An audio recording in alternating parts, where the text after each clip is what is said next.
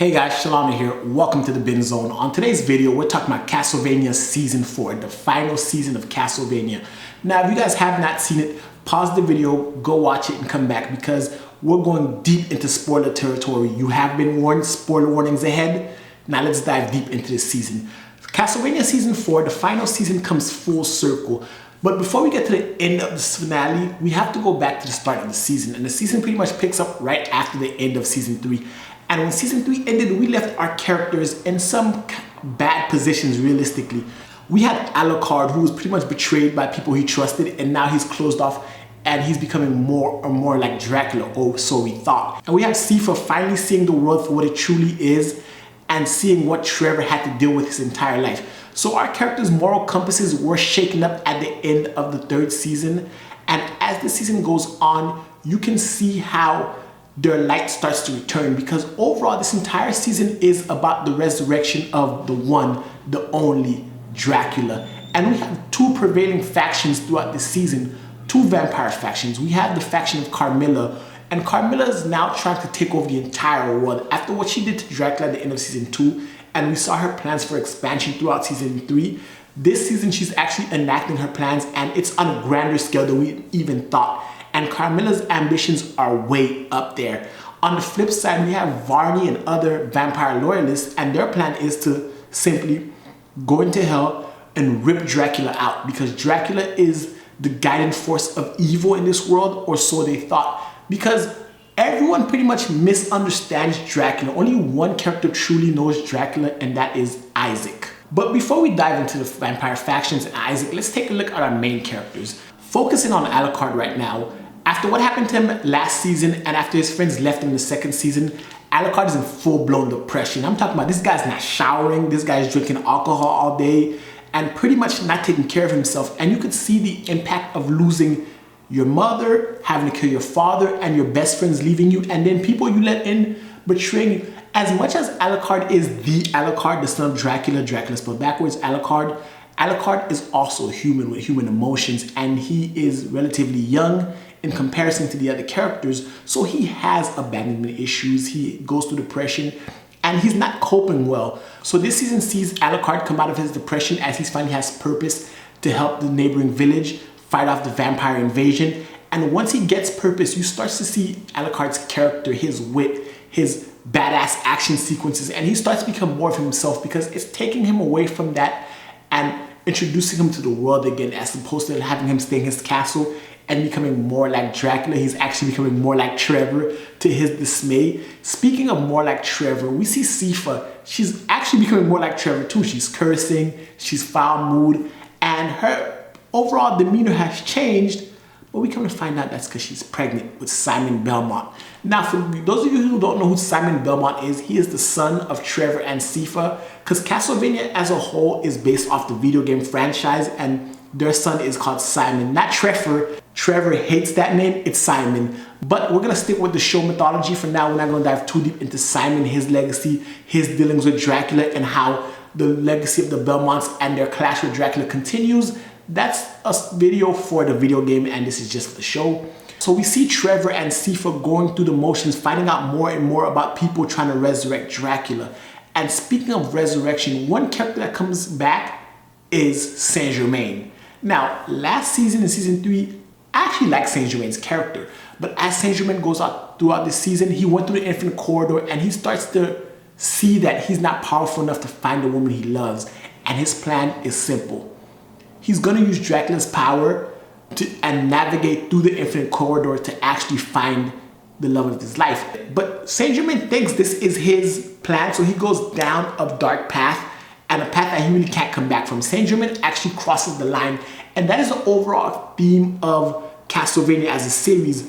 Men going over and destroying the world for women they love. Dracula for the first 2 seasons waged war on the world because of his love of Lisa. Saint Germain is about to release Dracula back onto Earth for his love of his woman.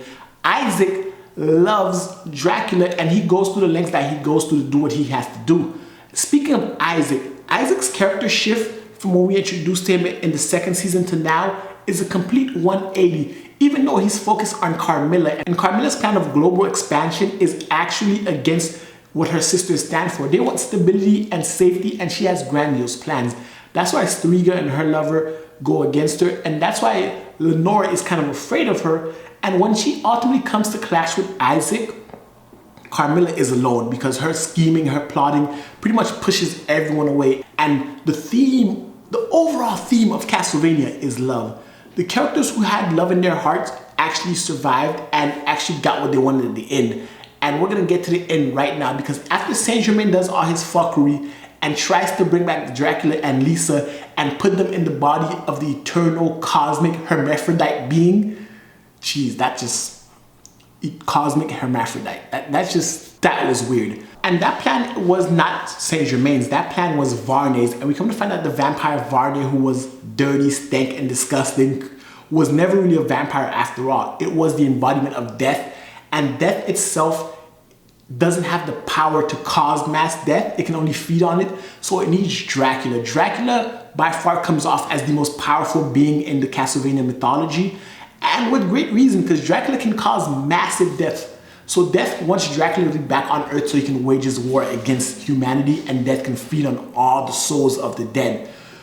But the best way to do that is to bring him back and bring Lisa back, combine their spirits inside of her hermaphrodite body, and that will drive Dracula mad, and he's the only one powerful enough to wage this war and wipe out the Earth. Luckily for us and the world, Trevor and Sypha come and aid Alucard, and they stop this from happening. And one of the best fight sequences in all of Castlevania has got to be Trevor Belmont versus Death. My God, that shit was beautiful. And this overall season of Castlevania, the action was a lot more fluid. The fights were better. Isaac versus Carmilla, the way Isaac was moving and the way that it showed the dichotomy between Carmilla and Isaac. Like I said earlier, Carmilla alienated her sisters, so she was alone, versus Isaac, who embraced humanity, embraced life, and used all his night creatures against her. So it was essentially showing you the two paths you can take: the path of greed and selfishness, or the path of love, redemption, and forgiveness. And Isaac won, killed her, got what he wanted. Hector, who wasn't really that loving to anybody but his own selfish whims, ended up losing Lenore. Lenore got what she wanted and she passed.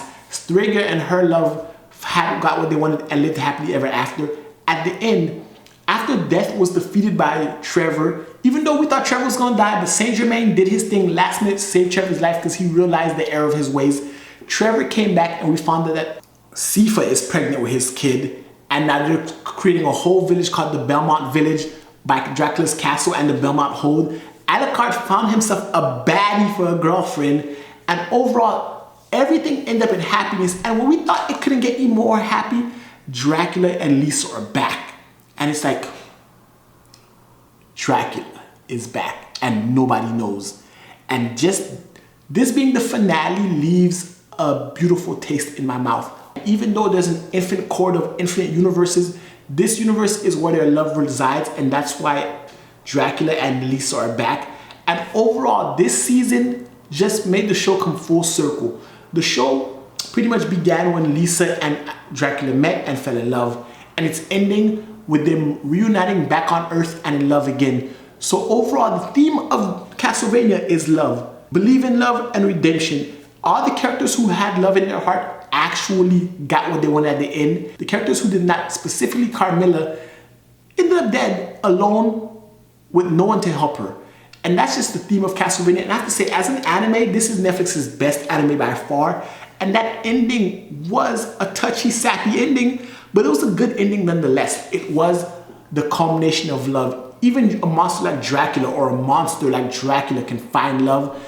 And I really like that tidbit. And even self-sacrificing, all the characters who sacrificed themselves actually didn't die.